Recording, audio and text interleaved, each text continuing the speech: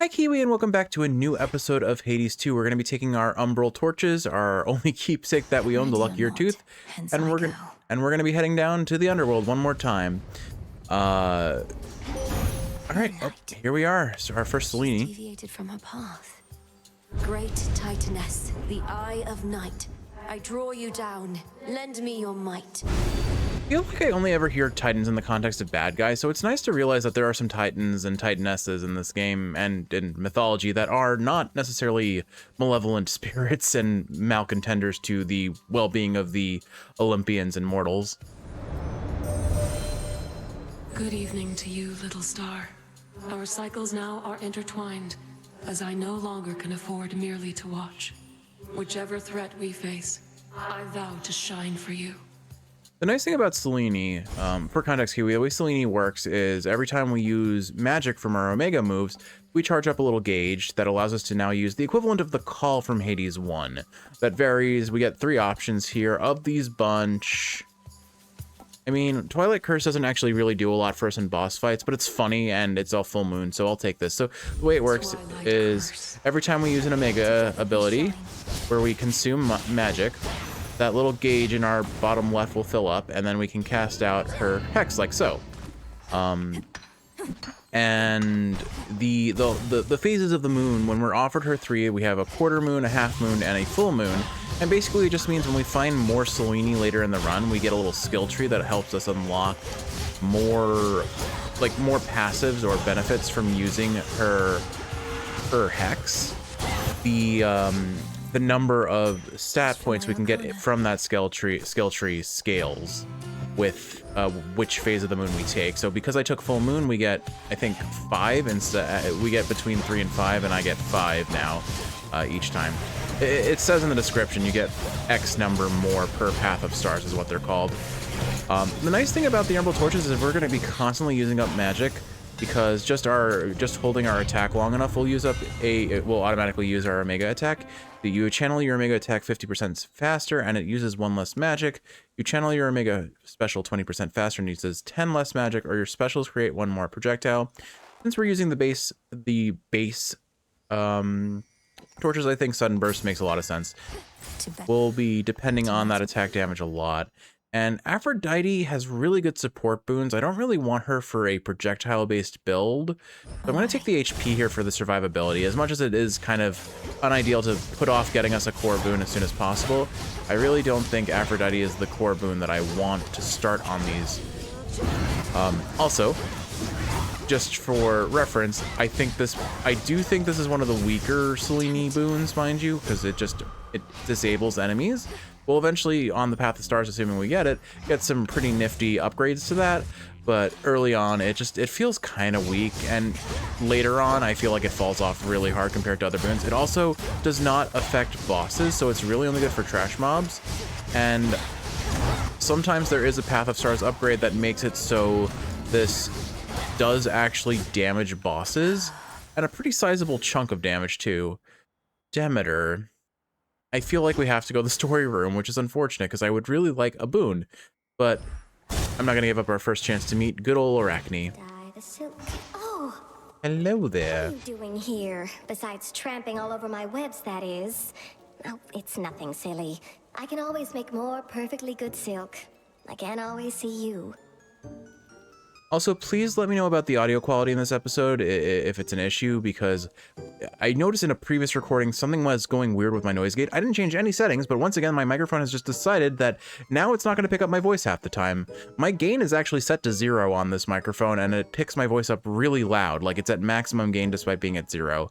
And suddenly, it seemed like that was not the case, but I didn't mess around with the gain, and it kind of reset itself, but I'm not 100% sure everything's Gucci, so let me know if there are any issues.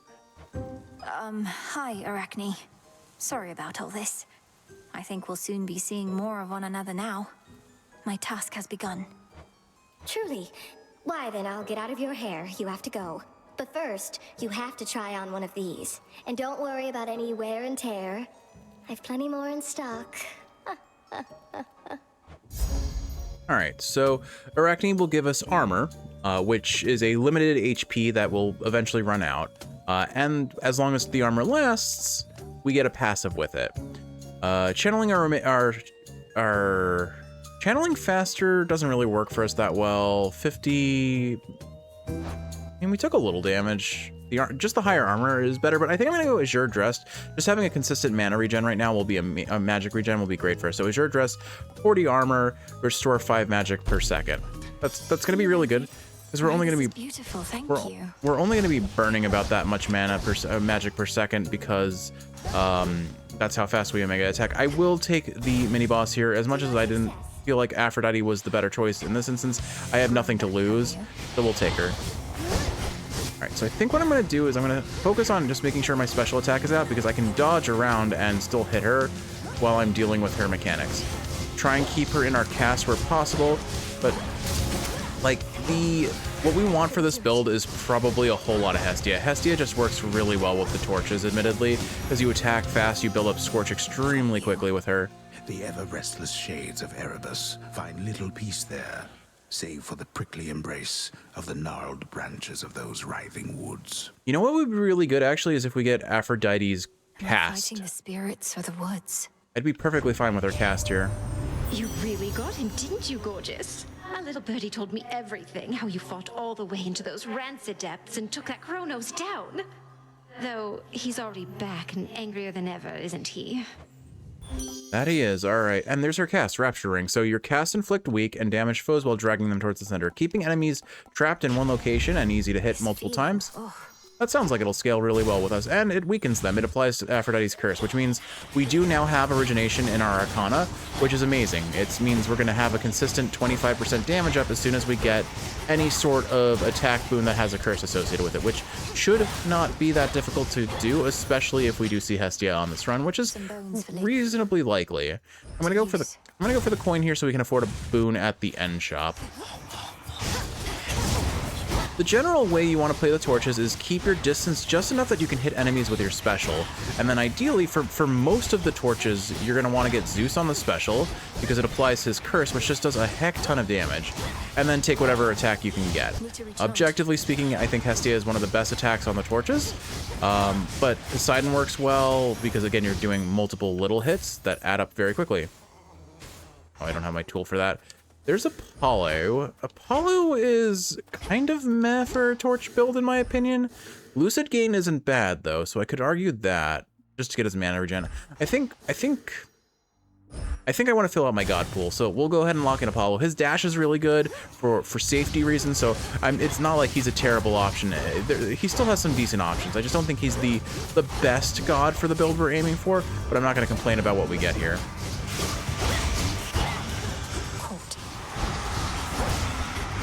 We do burn, okay, it turns out we do burn through magic faster than I thought we would with Azure Dressed on, but it's alright.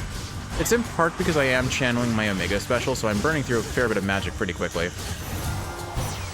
Apollo. That Kronos is up to something, but not even Athena knows what. His assaults on Olympus always fail, even if they've kept us occupied. What's his next move? Dying to me again, I presume.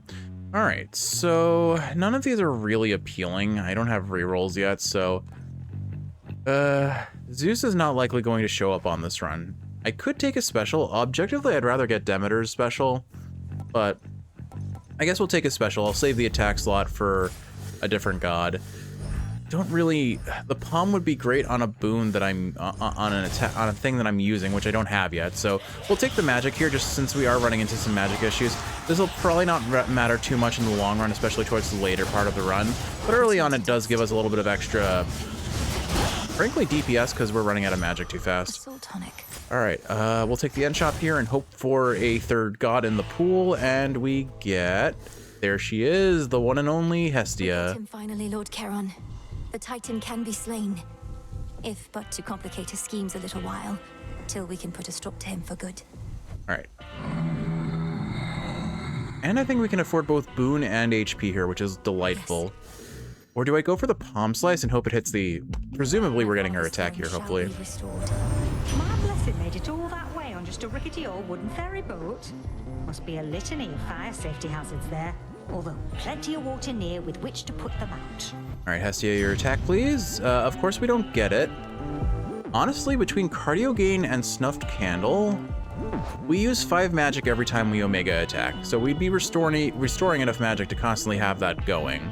Snuff Candle, though, is 18% more damage, and it's going to really help us for a number of the boss fights where we don't really have a good DPS option yet. So I think we're gonna go Snuff Candle for now. And I can't afford the HP. Do I take? I don't take the palm yet then, since we didn't get her attack. Would have loved to have a reroll there and go for it. Prompt as ever. I vanquished Kronos. Everything you've trained me to do. Yet still you stand in my way. Still more to learn even now. And unfortunately, because we didn't get a Hestia's attack, we still don't have Origination yet, but at least we're getting kind of close to the damage boost that Origination would give us, since it's an 18% boost with Snuff Candle versus a 25% boost from Origination. Now and always. That tinge of frustration you expressed, I would see you rid yourself of it in your attempts to rid yourself of me. All right, place your bets, Kiwi. Do I keep the dress on for this fight?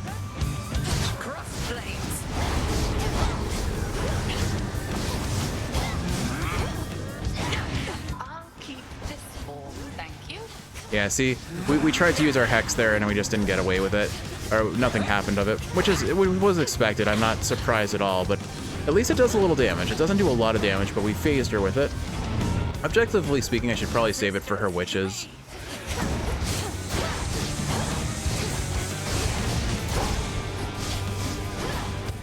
Almost got clipped by that. Anyway, so I think I'm in a good spot to kind of just break into a different conversation now. So what I wanted to talk about is at time of recording, the finale of Nine Souls has finally gone live, and my goodness, am I so proud of what I accomplished in that series. Like, I am a novice voice actor, but I feel so good about the performance that I put on, particularly in the part that I'm really upset I got clipped by that, and I couldn't dash. I was mashing dash there, unfortunate.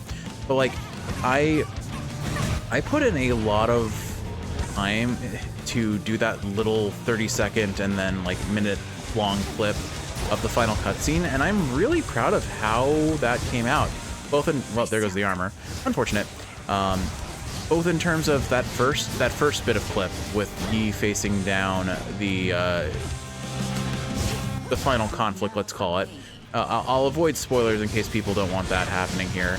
But basically, the Yi facing down some stuff and him kind of thinking to himself. I am really happy with the monologue I gave him there. And then the scene after that with the characters that show up and being reminiscent. Ignium burn bright for you, but mastery is an everlasting pursuit. Return to Shadow now. Victory. So basically, just there's a minute and a half long clip about that I uploaded, probably at the time of this being uploaded, maybe like 3 days ago. And if you're not afraid of spoilers, watch it, particularly the first 25 seconds of it. I am so damn proud of the delivery. I unfortunately realized in post that after having completed the entire game and calling characters by their names, I probably should have looked up the actual like My feet are clean. proper Didn't show at least. proper pronunciation for a number of the characters' names, and so I've been referring to the character as Schwan through the whole playthrough, because if you pronounce it the way it's written in the Romanized language, it would be pronounced that way.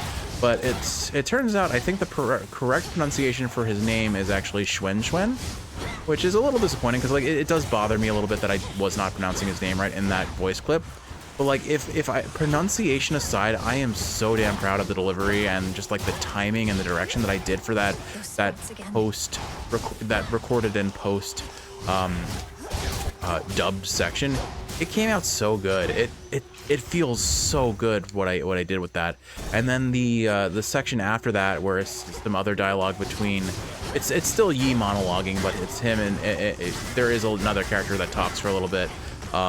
And then it's kind of him responding to that. I am also really proud of that, because I brought some callbacks to previous parts of the game, particularly the very first episode. Like, it's one of those beautiful things where you get like the book endings of the book-ended narrative, which I can always just feel so satisfying. And it's just a commonly used device in media because it works. It just, there's something very enjoyably conclusive about having a callback to the very start of something. I'm really proud of what I did with that. So Kiwi, I know you haven't watched it yet, you, my lord. You're a little bit behind in the series. We've been so busy with life being on fire that we didn't have a chance to really enjoy a bunch of things. Let's see, I think I'll take Demeter here. Let's go ahead and lock her in. I'm not going to take her attack. It's too weak. Tranquil Bane is kind of terrible. Arctic Gale, yeah, let's take Arctic Gale and really hope that Hestia shows up with a really high tier, oh gosh, this is scary. Oh no. Let's hope Hestia shows up here with a good attack boon. I'm just gonna keep my distance as much as possible. The thing about using a projectile build against Oh No is that you can, or Uh-Oh rather, is you can just keep distance from it. Just drop your, oh, it does actually get transformed. Interesting. I guess it affects mini bosses, just not regular bosses. Good to know. But yeah, if you hug the corners, it can attack you around corners. It can't jump the gap. So you can really cheese this boss with projectile or long range builds. It works very well most of the time. And then since we proved that I can damage it, or it can be affected by the curse, this actually helps us a lot. Because we absolutely got demolished by this boss on the last playthrough. If I recall, he ate 2 of our Death Defiances. So we're going to play it super cheesy because we can. We absolutely can. But this is how you deal with Uh-Oh in most situations. Makes it a lot easier to contend with, right? There we go. Easy, and I don't think we took any damage. Excellent. Whew. Great. Hestia, give us a good attack boon, please. Oh, you're kidding me. Of course she didn't. All right, we'll take cardio gain this time, and that should solve all of our mana magic issues. I'm really bummed. Like, this always happens. I have a specific build in mind, and I just don't get the single boon that's needed for it. Whatever. Cardio gain it is. We will no longer run into magic issues. I would love to re-roll this room because I do not need more max magic at this point. It's a waste of a room reward, but we'll take what we can get. Oh gosh, I do not need to go dashing into that. Hopefully we at some point find another Path of Stars because I would like to get this upgrade, the Hex upgraded a little bit too. Man, we are just not getting lucky with boons. I think I still don't want Aphrodite's attack. There are boons that she offers, but I think I'll take the base HP for now. I don't know, maybe I'm mistaken here. Maybe I should just go for her, like, because we could get Shameless Attitude. That would be really good for us just for the damage boost again. Like, even if we don't have an attack boon, we still have base damage that way. So I think once we get to 100 HP, I feel pretty good because that will let us survive 3 hits from Kronos. Assuming Eris hasn't had any say in the matter, which she will. We're too early in the run for her not to.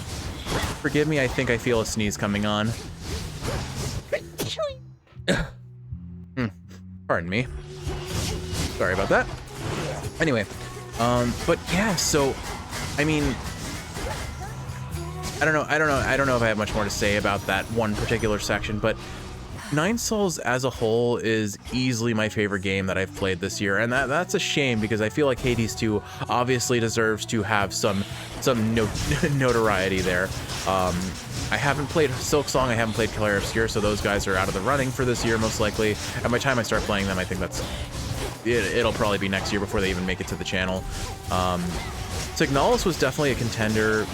Greece came out of nowhere and was just incredible. So like, I played a lot of really good games this year. I actually recently got my Steam recap, and they were like, you played 25 games this year, which is somehow 3 less than last year. Not to mention, and that's not accounting for whatever I played on the Switch. We have enough money for a boon, so I'm going to go for a boon. Hope Hestia shows up here and gives us her attack. It's not Hestia, but we'll still take it. Local climate, Omega Cast. Now, we'll take Steady Growth. It's not going to hit anything of value, but it's still funny if it does. An ever-present song compels the nightmare, bringing Princess ever forward, towards the beauty, deeper into the abyss. I'm not too worried about this fight. I think we have a lot of good damage already, just with our Omega Special and base attack. You're just in time for our set. Been working on a song called I Am Gonna Claw Out Your Eyes Then Drown You to Death. Comes from a real personal place. I love the title. Is it any better than the one I heard on my way in? Title spelled T-I-D-A-L, haha, water pun in Oceanus. I'm so funny. No, it's not, because all our songs are the best. Each like a perfect little child. Not a bad one, like you. No worries, Skilla. I think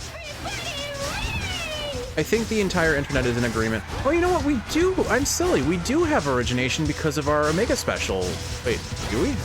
Wait, how am I applying origination right now? Because I am applying origination. The marker that appears next to the HP bars is showing it. Does the special apply days? Am I mistaken? I thought it didn't, but I guess it does. I'll have to pay attention. Does it? Well, it must, because we're... Oh, you know what it is? It's Arctic Gale. The cast boon that we got from Demeter, or the cast secondary boon that we got from Demeter, is applying her curse. Because Demeter, for some reason, has 2 curses, because she really needed that. So yeah, as long as we drop our cast, we have Origination going, which will boost our damage a fair bit. Okay, perfect. That's awesome. I didn't even contend with that, or think that was going to be a thing, but excellent. All right, let's see if we can get her phased. There we go. We'll drop our cast here. Charge up a mega special in the meantime. Whoop, hello. Toss out our... I wonder if we have invulnerability when we use our Hex. I don't actually know for sure, but I think as in typical fashion, we focus on bursting down Roxy because she's a huge zoner. That's a real right pain to deal with. I wonder if there's ever a point where the bosses do become vulnerable to this. I know there's a silly boon that lets you resurrect dead enemies, and it does work for this fight. I've never gotten to see it happen, so I'm very curious to see what happens when you do get that effect. Can't hear you there, Skilla. Alright, there we go. I think we made relatively quick work of this fight. I should say after we finish her, probably. There we go. Easy. Like, I need to emphasize the fact that the previous 3 runs were by the skin of my teeth, and as soon as we unlock Origination, we are smooth. We are sailing through this so smoothly. Like, there's still no guarantee I win this run, but it's definitely making a compelling argument that I could. To the fields. Already on to the morning fields. I mean, I'm running one of my number 1, if not number 2 weapon, so like I'm in a pretty comfortable place right now. I still haven't decided if the skull or the torches are my better weapon. I think I need like another 100 runs before Eris. I think I need like another 100 runs before I come to a conclusion. Fear to set another curse on me, Eris? For all your idiosyncrasies, I never took you for a traitor. I'm not, I swear. It's just, you'll never understand. I wanted this to be a special moment, but you had to go and ruin it. I do look forward to the moment when we do understand what your motives are, Eris. Bye now. I don't appreciate this, Eris. And again, well, I appreciate the grasp. Aphrodite, please go away and just let Hestia do the carry. She's already carried the run twice. Can't she carry it a 3rd time? Maybe I am a little too Hestia dependent. Maybe I should just accept Aphrodite's... I should not accept Aphrodite's attack. I will not benefit from it, admittedly. Oh well. Looking forward to when we unlock the Golden Bows, because then I'll be able to like know where everything is properly. Anyway, where was I? So the main thing I want to say is, like, the Nine Souls playthrough, hands down my favorite game of the year. Like, what a phenomenal game all around. Kiwi, I highly recommend you play it for yourself at some point, because I think you will enjoy it. You love parry-focused gameplay, and I mean, Nine Souls really loves its parry mechanics. I think you'd enjoy them a lot. They take a little bit of getting used to, and there's definitely a bit of a learning curve, but when you get the mechanics of the combat down, it feels so incredibly rewarding to play consistently. And I mean, the final boss of that game was done so well, from narrative where they're building them up to actual gameplay as well. Let's see. I mean, it is a base 80 attack modifier. It's just we need to be close up. I think I'll take Heartbreaker. We're going to generate Heartthrobs, and if enemies get near, at least we deal damage with that. I don't know if I like Heartthrobs yet, but for context, Heartthrobs are every time we use X amount of magic, we spawn a little pink orb that floats around us and does contact damage. It only hits once. It feels underwhelming to me, but I've never had a good build around them, and there are a lot of duos for them, or duo boons for them, so I imagine there's actually a point where they become pretty strong. I just have yet to experience it, and we'll see that happen eventually. I will definitely, like, my goal in every Hades playthrough is to always explore pretty much the absolute maximum potential of any sort of build, and if I don't know it, I find it out eventually and then I play it. I know we are missing, there it is, there's the bomb.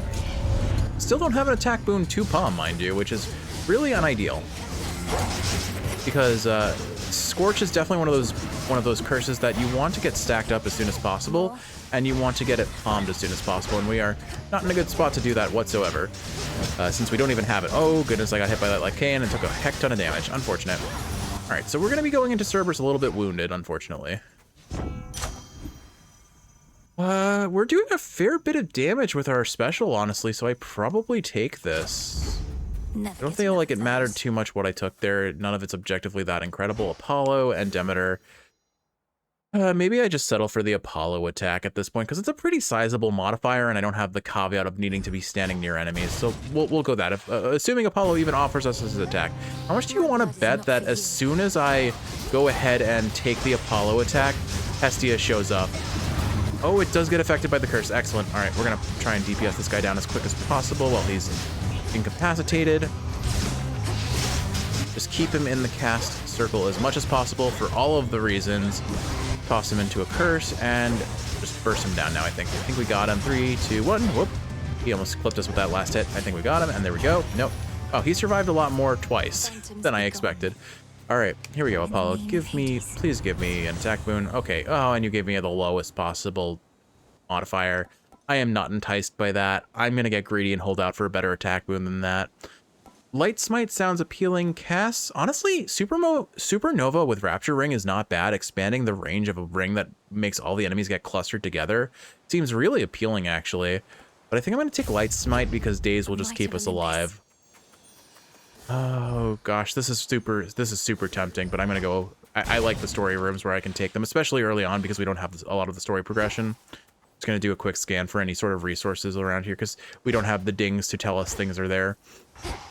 Doesn't look like there's anything. Hello, Echo. Is that you? Is that you? Is that you? It's me, all right, Echo. I don't know how come you've been assisting me, but I'm a long way from home and could use all the help I can get going farther. Help going farther, going farther, going farther. All right, let's see. We got evade again, and I think until we can consistently have the DPS we need, I'm gonna stick with taking that. As much fun as boon and gold sound good, evade just keeps us alive longer. See you next time. I don't have a lot of defensives or offensives for that matter. Deep ravine within the fields of mourning spreads forth like a gash across the underworld's heart, and even hateful spirits know to stay away. Need to keep pushing forward, out of here. Anyway, as I was saying, so the final boss, not just from a gameplay perspective, but from like a narrative perspective, was so phenomenal. They built her up throughout the whole game. Like, you see her in the very first clip and you get a sense of, oh, she's this big bad, but why are we so against each other? What is our beef with each other, if you will? And we get like little glimpses. Like, I think it is very much a drip feed of narrative information with Nine Souls, but I think it really works. And I don't think, what I really appreciate is they do drop a lot of terms that out of context have like no meaning necessarily, like Wusong and Tian Dao and all that sort of thing. And like, yeah, without the context of what they mean, you're not going to really have any greater appreciation for them. But over time, you get a sense of, oh, Wusong is the big primordial roots. Tian Dao is the council of the Nine Souls. Olympus, I accept this message. Or I guess the 10 souls. There's Shameless Attitude, or your attacks gain power. I mean, 5 base damage sounds really good. I'm going to take that. These are both amazing boons for our build. I think I'll stick with Secret Crush first. So I lose 20 max magic, but now I deal 5 more damage at base. And if we get an attack modifier, amazing. If we don't, we get Scorch and we do more damage at base as well. So either way, it's really solid. Anyway, oh, there's our hammer. Okay. Gonna take these guys out first. And there's some armor. Honestly, I'd probably just snag this armor now because I'm gonna lose it pretty quickly. If I'm not careful. Well, there we go. I hate these enemies that force you to move against your will. They're so annoying because, like, they're easy to evade, but that doesn't mean I'm gonna evade them with other things going on at the same time. It's just, I have frustrations at them. I absolutely have frustrations at them. On the bright side, between evade, and Light Smite, we're going to be very reliably making it so enemies cannot hit us if I take any sort of hit. Granted, I think Light Smite will only activate if I get hit, not if I dodge, which makes sense. Otherwise, it would be kind of broken. Let's see, our second hammer. While you channel your attacks, you move and fire 20% faster. Your attacks knock foes away and have plus 10 power. Your specials create an additional projectile. All of these are fairly solid. It's going to be one of these first two, because I really am kind of playing into the attack here, though. I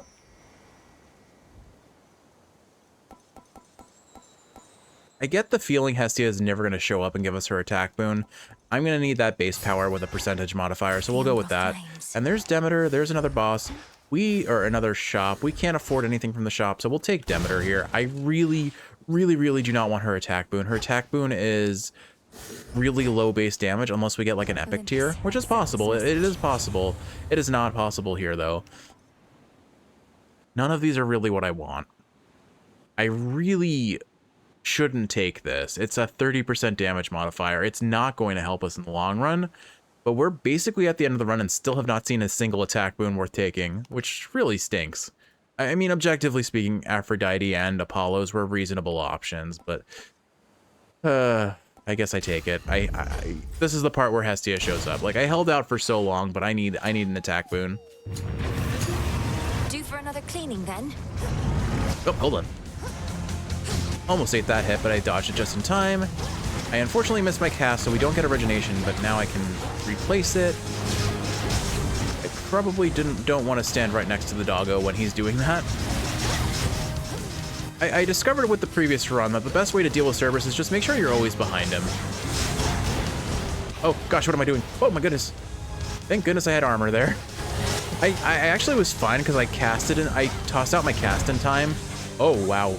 He hurts. Okay, you know what? We need to rethink how we're approaching him. Never mind. Cerberus, you're a scary doggo when you're mad. You're a big mad when you want to be. Okay, he's burying, so we're halfway through this. I can use this morph ball now and make it easier fare with the enemies. Try and take out the armor of these guys first if I can. We're definitely hurting we're definitely hurting, but I think even then we've got a Death Defiance, we've got evade.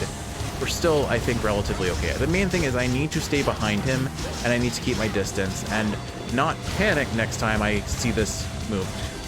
What happened was I used my cast to block the damage because I get a second of invulnerability, but then I dodged back into the damage, so there wasn't much I could do here. I think you're charging. Okay, we're good. I don't think we have invulnerability when we use our Hex, so I'm not going to risk it too heavily here. Just want to try and not let him start doing this. Yeah. Okay, perfect. Like, you can bait out his Fire Breath move if you're close enough to, if you're far enough away from him. But the main thing I need to be careful about is his ground slap. That move seems to really consistently hit me if I'm not careful. All right, where are you, doggo? Okay, there we are. And we've almost got him. He's giving us this. He's giving this to us for free by using Fire Breath. There we go. Okay, had to focus a little bit, but there we go. No Death Defiance consumed, so we're good. Watchdog of the gates of hell decides the time has come to take his leave. We got close. We definitely got close, but we're all right. We're all right. And honestly, like, here, look at this. Last time we got to Cerberus, I think we were at like 45 minutes. We've increased our overall speed by like 50% just by unlocking origination. It's that good an Arcana card. It's kind of busted. And I won't forget you this time. You there? You're from Elysium. A good shade. A good shade, my Zacharias supporter. We'll see you eventually. Yeah, I like that. I love that they said they were going to bring back every major character and they considered the good shade as one of them. I really appreciate that. Unseen. But so narratively, Aegong is an incredible final boss. They built her up. They made her into the villain that she is. She ends up being some degree of irredeemable, but you can't necessarily even fault her for what she does. Because, like, basically the entire story of Nine Souls is centered around good people making bad decisions that They'll know I'm here. They couldn't have possibly known were going to lead to what they did until it was too late, and then trying to react to things being as terrible as they were. No one perhaps forget something when last you interfered? No one was at fault is a phrase that is tossed out in that game's narrative at various points, and you really get the sense of, yes, people made a lot of the characters made fundamental mistakes, but they are flawed characters, but they're not bad characters. There are definitely some characters that are clearly meant to be more evil than others. Like, I'm not going to deny that, but like at the end of the day, everyone is driven by their own personal motivations and not always at fault for the outcome of their actions.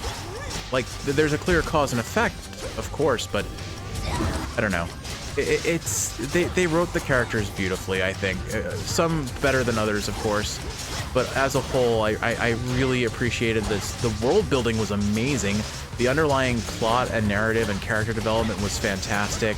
And at the end of the day, the gameplay, which arguably matters most in a lot of games, was everything I could have wanted it to be. It was so fluid. Like, I definitely had some grievances with platforming, but that's more of a skill issue on my part than I think the game is bad or doing something wrong. I think it's mostly I'm doing something wrong. Come on, give us an attack.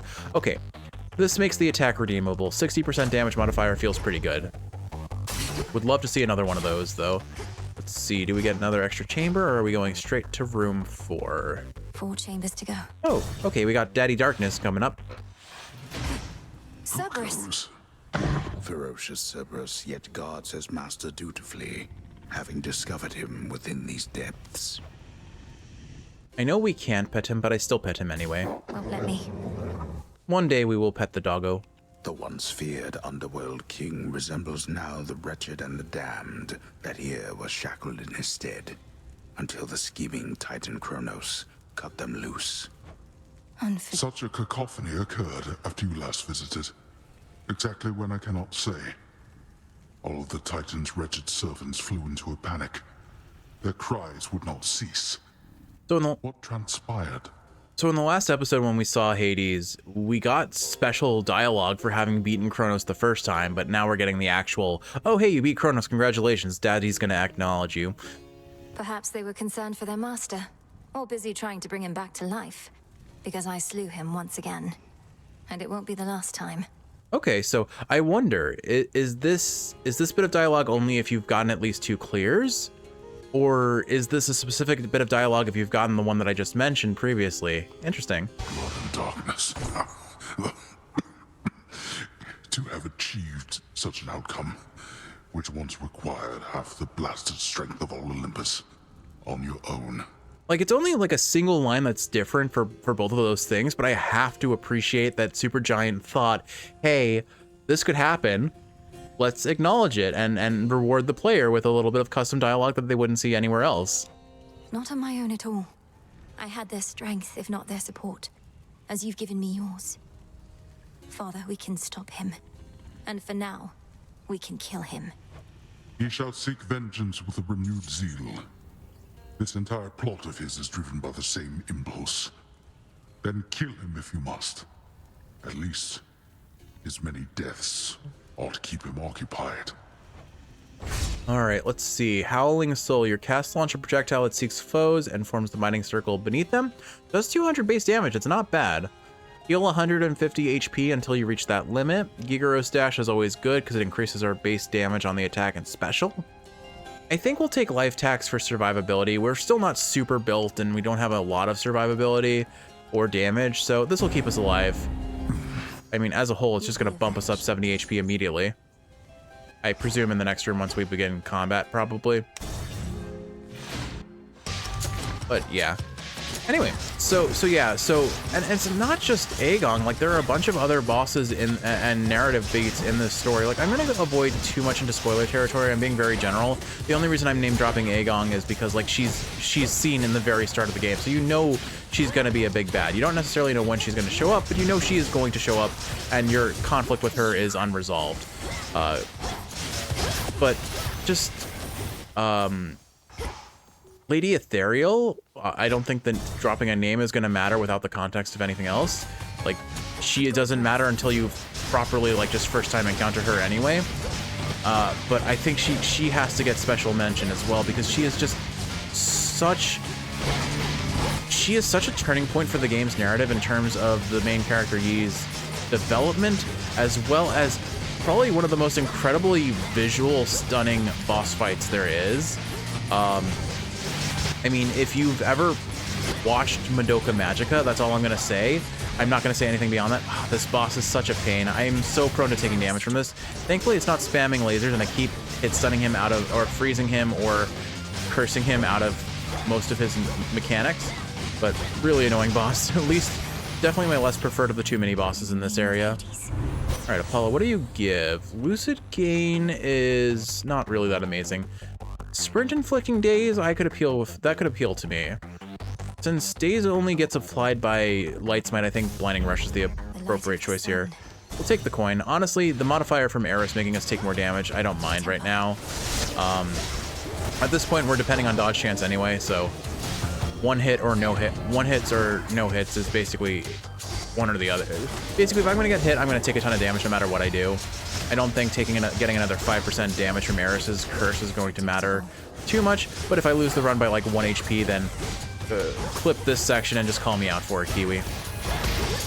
But for now, I have my plan, and that is to get unnecessarily greedy so that the end shop is even more fun. How much do you want to bet this is where Hestia finally shows up? She's going to show up in the end shop. Obviously, she's not going to offer her attack boon, or maybe she'll offer us a trade. That would be incredible. It's not going to happen, but it would be incredible. It would be really funny, honestly, and really just kind of tilting, to be honest. But the final thing I'll say is the final boss fight was just such a rewarding experience. It is now hands down one of my all-time favorite boss fights in any video game. It was like a dance. It was just such a beautiful back and forth of very little downtime. Whenever you are not attacking or parrying, you are dodging. And let's see, would have loved to see this on the attack further.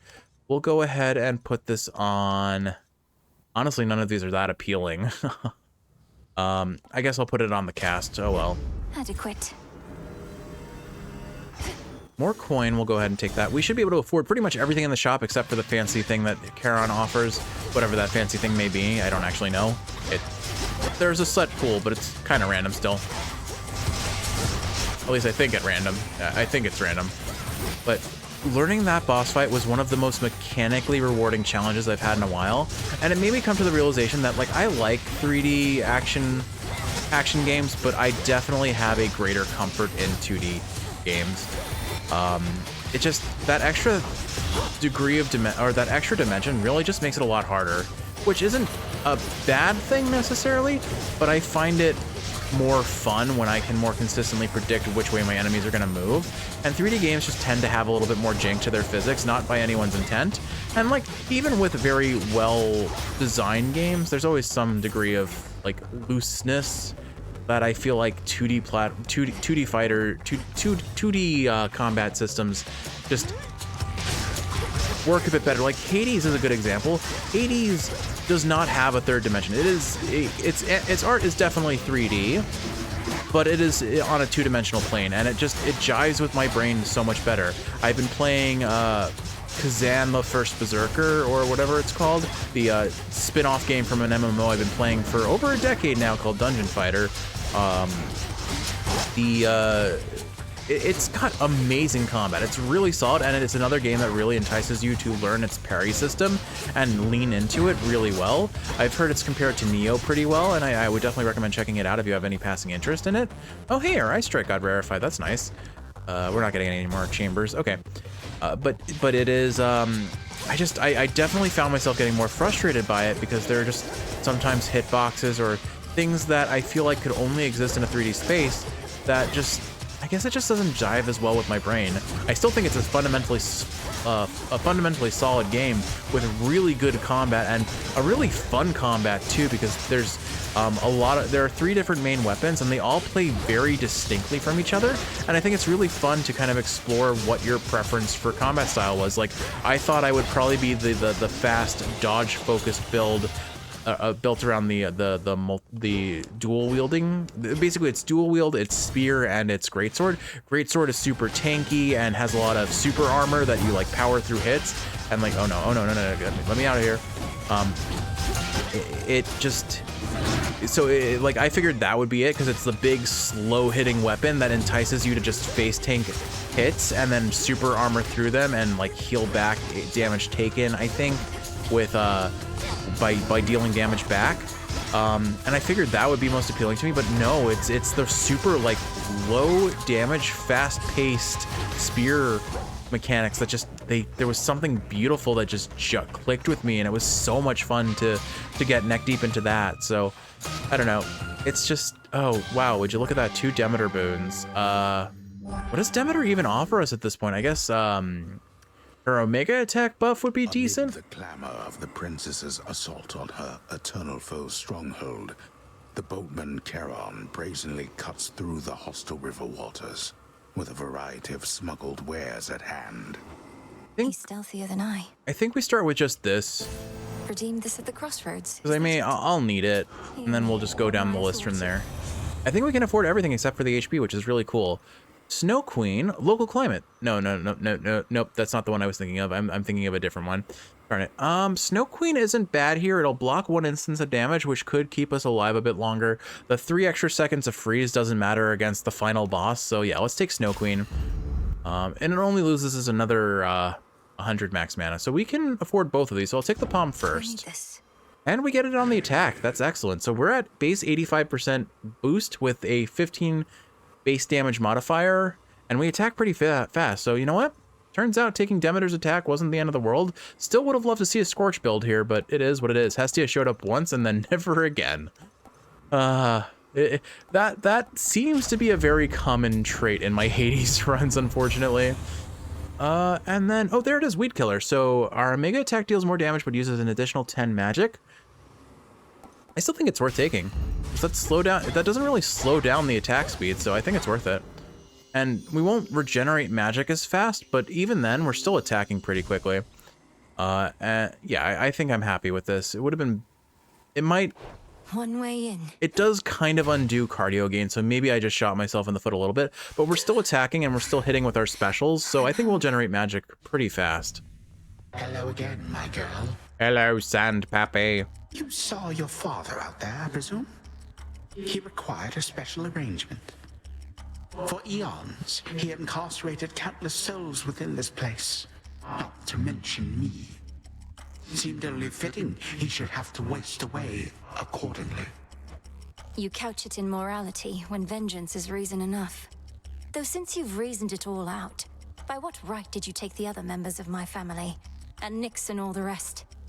Why? Because they opposed me. Except you have this rather vexing knack for resisting some of my time-honored techniques. A recessive family trait, perhaps.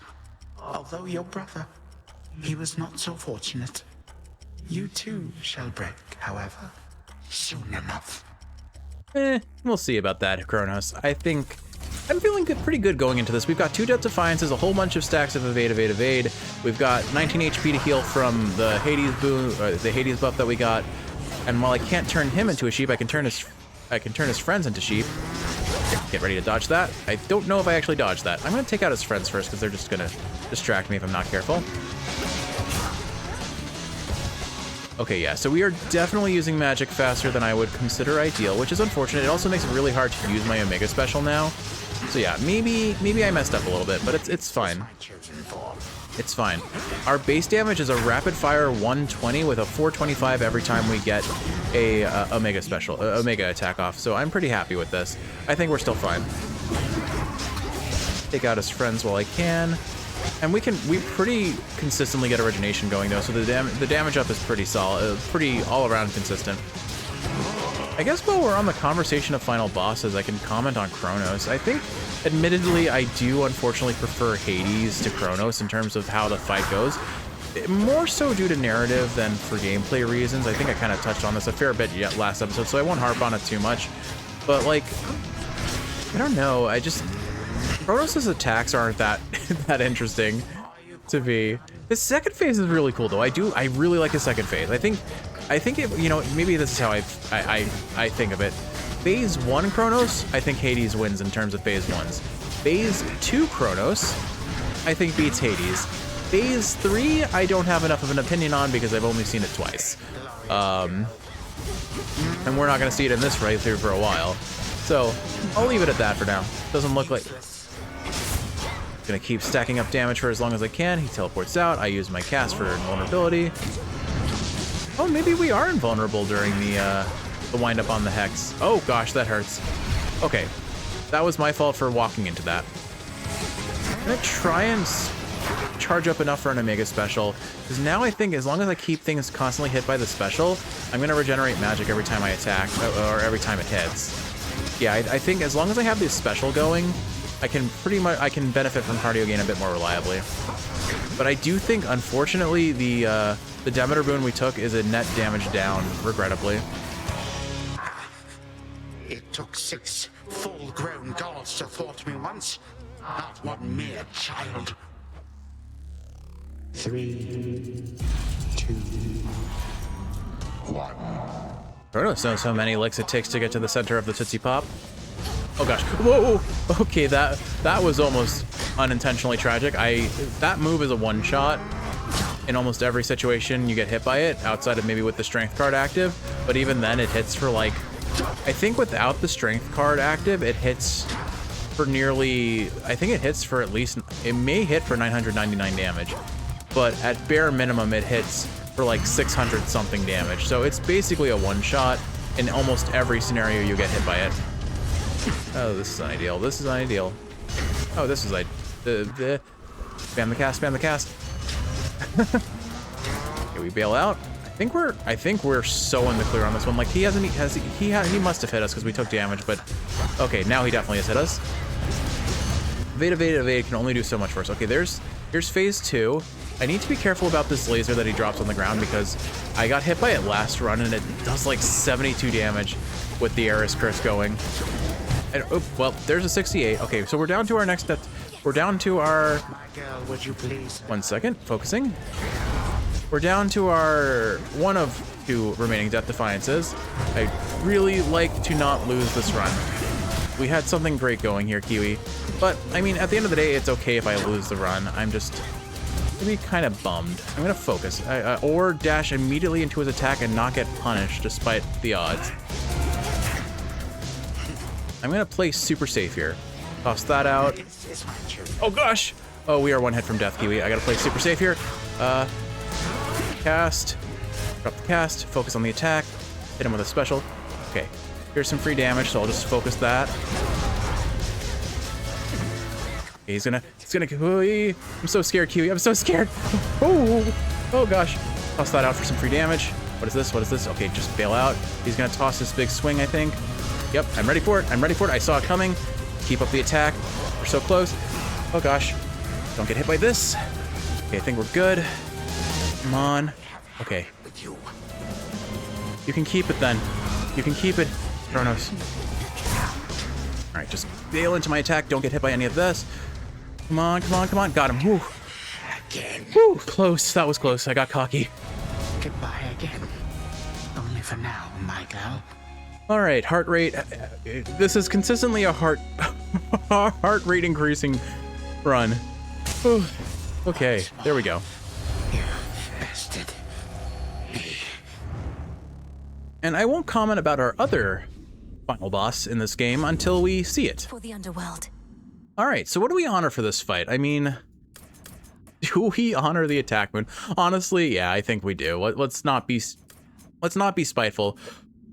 And even if Hestia only showed up twice, the boons she gave us were pretty substantial. A really good mana regen for our build up until the end where I kind of blew it. And then Snuffed Candle did a lot for us, but definitely honor the attack. Let's see, attack. Rapture Ring honestly helped a lot, as did the base special. I think all of those were really solid boons. Evade always just keeps us alive. Oh wow. I guess I shouldn't have done all of those extra rooms because that 95% extra damage added up pretty quickly. Somehow I thought we'd have way less than we actually did. Sunburst kind of shot us in the foot, not gonna honor that. Leaden Blaze and, oh no, it was Weed Killer that shot us in the foot. The other, Sunburst was great. Sunburst was amazing, and Leaden Blaze was great too. Okay, solid run. Took a lot of damage. Did a lot of damage. I'm impressed by how much damage the Omega attack did, actually. Like, it basically did more than double the attack, even though it's a kind of a 2-to-1 ratio on what we do. This goes to show you what some percent scaling does on that weapon. Remains of Kronos. He's gone for now. All right. I think next run's probably going to be a daggers run, and that'll probably be our first loss of the run after the first episode, where it's kind of almost a guaranteed loss. I am not good at the daggers, but I should at least play them some on this channel, right? I intend to play every weapon relatively consistently. Once we unlock Dark Thirst, I will just play whatever the Dark Thirst suggests, just like in Hades 1. The ancient mirror of night, that conduit of dark primordial power from before time took hold, lies forgotten amid the myriad possessions of the captive underworld prince. An ordinary mirror, nothing more. But I think that doesn't happen until we unlock most of the base weapons first. To the abyss of the subconscious I descend. All right, let's go have a giggle with good old Ziggle. It worked. I am just going to progressively bastardize the characters of this game's... Night and darkness, guide me to my blood beyond the grasp of time. It's definitely a little disrespectful to go bastardizing god names, but I can't help it. It's funny. She looks a bit like Mother, doesn't she? Which means... Oh, blast. I never thought... I look just like him then. Only without the beard. Ugh. All right, Zaggy, what do you got to say? Hi there, Menenui. My investigation into our grandfather's scheming has begun, though difficult to make good progress without telling anybody what I'm up to. Don't take this the wrong way, but this truly is your only idea. Yes, I don't think I can stop Kronos here. Even Olympus is stuck trying to keep his forces at bay. And he's far too hateful and hard-headed to stop on his own. That's our family for you. Father certainly has no love for Kronos, but he never speaks of him. Do you happen to know what went over between them to have made things this bad? You know, just the casual, one guy ate his kids, the other guy was like, I'm not into my siblings being eaten, so I'm gonna cut you into a bunch of pieces, remove my siblings from your stomach, and then scatter you to the winds of Tartarus, or I guess not necessarily the winds, but the gears of Tartarus. You're in a better position to ask our father about that than I am. Kronos was a tyrant, and his children wouldn't have it. The fates themselves deemed that the gods should rule. But that apparently wasn't enough for him. So now you want me to stop him for you? I mean, for us. I've had mixed experiences vanquishing certain members of our family before, but that wasn't forever. And you've said next to nothing about how you expect me to do it. You know, that is an interesting point to make, is that, so Mel doesn't have the context of what Zagreus has done in Hades 1. Clearly, there just hasn't been room for that development, considering her entire family was stolen from her as she was a child. But Zagreus never, like, killed anyone with the intent of permanency. Like, he was having his spat with daddies, but he never really, like, he just wanted his freedom. He wanted to leave the underworld and find his mother, and that was it. He didn't necessarily want to, like, harm anyone. He just wanted to reach his goal, and he just had to subdue anything that stood in his way, I guess. Look, I have knowledge of an incantation known as dissolution of time. It requires several complicated steps I shall explain along the way. If it works, it should unravel him. I appreciate that you actually see that in the cauldron. You have access to it, even though you don't have the resources to use it yet, but it's been around since we unlocked the cauldron. Unravel him. That's a little vague for me, unless Kronos turns out to be a spool of yarn. Can you be more specific? He's more like an hourglass from the looks of it. Every time he dies, he drops a little bit of his sand. Unmake him. Destroy his ambitions along with him. Undo all the harm he caused. A threefold family bond is required. You, me, and Kronos. Then we shall infuse a special weapon with the negation of his very being.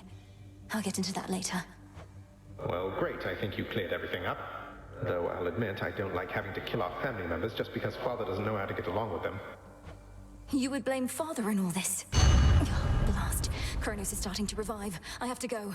Keep searching for any sign of him. And remember, this is for all of us. I will, and I understand, I think. We didn't ask to be born into this, but it's what we got. We'll handle it as best we can. Yeah, and I do appreciate that in this instance, Zagreus is willing to hear her out and try to understand the situation, but you can also tell that he's kind of uncomfortable with the situation. He is not the sort that goes picking fights without trying to find some common ground if he can. That's right. Thank you, brother. Take care of yourself. And be kind to Mother, Father, Cerberus, and all for me. From mists of memory, return to Shadow now. But all right, let's... Oh, at last. Hello there. Princess of the Underworld. I regret having to contact you at such a time. It's not my custom to intervene during moments of doom, only to observe. Oh, right, we activated the fated list of minor prophecies incantation. I forgot. Moments of doom. You're Lord Moros, emissary of the three fates. So your sisters heard me after all? They expected me to find you, for there's something they intend for you to have. Wherever you're going, look for it when you arrive. I'm uncertain if we'll meet again. Farewell. Oh, trust me, Moros. We're gonna get intimately aware of each other. You have one of the most powerful weapons in the game, and I intend to abuse it. It's been an honor. Wait. To be clear, intimate with, like... never mind. He's gone. I have not unlocked any of the bath scenes, so I have no idea where things go. I really have not pursued the, like, nectar up the friends, because I figured I'd save that for this playthrough and get to enjoy that blind. I just met Doom and Khan at Freenos. I'm not sure I should be excited about that. Give the frog some good pets. Are you growing more motivated to find your family, or merely growing more despondent? See you all again in a few nights. Finally. All right, Dora, say hello. Staring at that picture more and more. Happy family. Well, it's starting to get to me because I think it's starting to get to you. Don't get all misty on me, Mel. Thank you, Dora. Though you needn't worry. I won't get lost in memories because there isn't much for me to remember. I just wonder what my brother and my birth parents were like. Uh-huh. Sounds awful lot like dwelling on the past to me. Nothing you could have done. Hey, you could be doing nothing right now. Doing nothing sounds great. It's actually like 2:30 in the morning, and we're gonna go to bed soon. I'm looking forward to doing nothing in bed but sleep. I should take some melatonin. I did not sleep well last night, despite my energy level on recording. Some thought. Like, I have no reason to sound this energetic. I walked 5 miles straight over the course of like an hour and a half. I did not sleep well last night. I'm running on far less sleep than I should have because I had to get up early for something, and it's now 2:30 in the morning again. But here I am having far more energy than anyone should rightly have. The moon oft shines particularly bright in one fair corner of the crossroads, where the princess of the underworld may always clear her thoughts and have a moment's peace. That means I'm probably... Listen to the frogs. That means I'm probably just gonna crash real hard as soon as I start powering down for the night, though. This is from the Three Fates. All right, here is our fated list of minor prophecies. We've already got a couple completed. What I did in the previous series is I only read the ones that I complete, and then I sometimes gear the plan for the next episode based on the ones that we haven't, but I will kind of read those off camera and plan around them accordingly. But as far as what we've got, temporary setback. The daughter of the god of the dead shall some evening descend to the lowest reaches of the underworld and prevail in battle there. An immediate 1,000 bones. That's pretty great for us this early. Witch of the crossroads. The daughter of the god of the dead shall some evening prove herself against her superior at the edge of Erebus. Gives us a fate fabric for beating Hecate. Mindful craft. The daughter of the god of the dead shall increase her grasp to 14 at her altar. She shall discover how after unlocking more arcana, if not sooner. The Fates expected this. I think those are nightshade seeds. I'm not actually 100% sure on that one. Successive victories. Yeah, look at me. I'm really cool, and I didn't need Hestia to do it, despite really wanting Hestia to do it. Those sands that you recovered from our enemy. Something of his nature in each tiny grain, a key of sorts to the dissolution of time. Do you concur? Do you think Kronos would be mad if we just like collected all the sand, put it in a little bottle, and then waved it at him, and we're just like, "Hey, Kronos, look, we have a jar of your dirt." I do. That very incantation sprang to mind. An expression of all you taught me of his weaknesses. A means to unravel his very being, to bring death to Kronos at last. He doesn't seem to realize it's possible. Still thinks I'm just an agent of Olympus. No, I'm way edgier than that. I'm a what is it? A silver sister and a what is it? An agent of the crossroads. Sounds way cooler, I think. 'Tis merely evidence that our concerted efforts have not been in vain. You cross the underworld like a tempest, whilst I remain in shadows. But when the Titan's time at last comes to an end, I dearly wish to be there myself. To see the look on his face. We'll get him, Headmistress.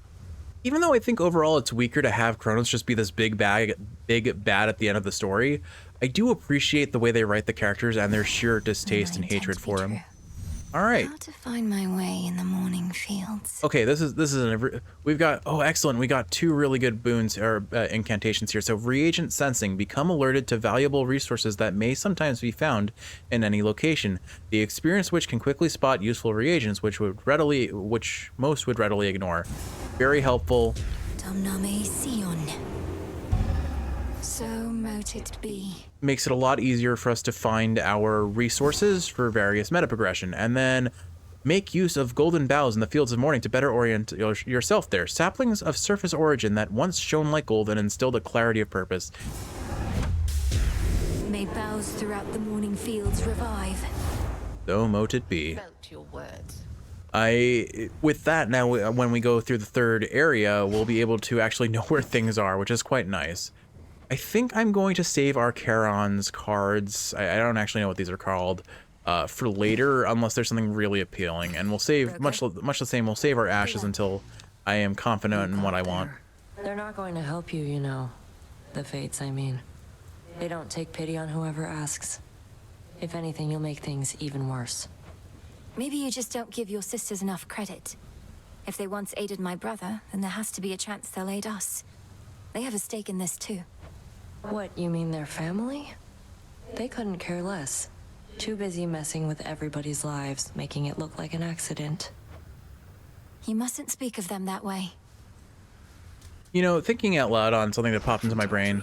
Oh, 1 second. Gotta pet the dogs. Couldn't ask for better familiars than you two. Well, dog and polecat, I suppose.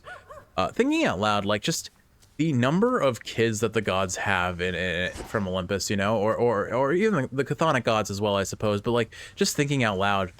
Salutations. We knew you had it in you, princess. Most of us. Dying wish rebirth. Unfortunate, bud. Just thinking out loud, just the concept that have that many kids. Yeah, granted, the gods live forever in theory, so they have all the time in the world to produce more offspring. I couldn't imagine wanting to ever have that many kids. 3 cats alone is enough responsibility for me. Efforts to bring Cerberus back to his senses were successful, at least temporarily, goddess. He bounded off to Tartarus only to be cast out into the fields again. I really like his voice. That's what I gathered, yes. In Tartarus, he seeks his master, my father, whom I happened upon bound in chains. Kronos is torturing them, mocking them. Honestly, maybe that's something I'll do on this channel at some point, is just like look at all the different characters and maybe make like a tier list of my favorite characters based on their voices and their voice acting. That might be a fun little discussion topic one day. Kronos is using them to get at you, instill in you emotions that compel you to throw caution to the wind. Remember, wars are won and lost in hearts and minds. Did you not act on your emotions in your mortal days? Oh, he sure did. He sure did. And just look at the mess I'm in now. Yeah, at least he understands that. Like, Odysseus is written as a brilliant tactician, very logical, and sometimes too cunning for his peers' good, frankly. May my tooth bring you fortune and fame. Oh, it most certainly did, Skelly. I think you're pretty tough by now, don't you? Beating Kronos or whoever down again and again. But are you pushing yourself to the fullest or taking it easy? Hey, I did a whole 3 fear that run. I'm pushing myself real hard. Few would consider the task of vanquishing the Titan of Time to be an easy one, Commander. Though I take your meaning. The oath of the unseen beckons. Come on, use it. My disciples and I are practically daring you. You'll get to spruce up your nocturnal arms. We'll get to see what happens. Win-win. Unless I fail. You? Come on. Skelly's always got our back. He's a good boy. He's a very supportive... I don't think I should call him father figure. He definitely is not a father figure. Let's call him the funny uncle. All right. Well, there it is. Let's unlock the sister blades. Join with me. Lim and Oros, sister blades. We're fellow sisters now. Oh. Alrighty. So we don't have any aspects, and therefore we can't actually upgrade anything just yet. But we're making our way downtown, walking fast, and the rest of those lyrics and such, and we're gonna be pretty set soon enough. But all right, Kiwi, I think that's an episode for today. I hope you've enjoyed watching, and if you're awake, I hope this is helping you fall asleep. If you're sleeping, I hope you're sleeping well. Expect a loss in the next one. I am running my worst weapon, objectively speaking. And I don't know how this is gonna go, but I don't have high hopes. We'll see. Maybe I'll pull something out of nowhere. But with all that said, I love you, and I will see you in the next one. Sleep well, my dear.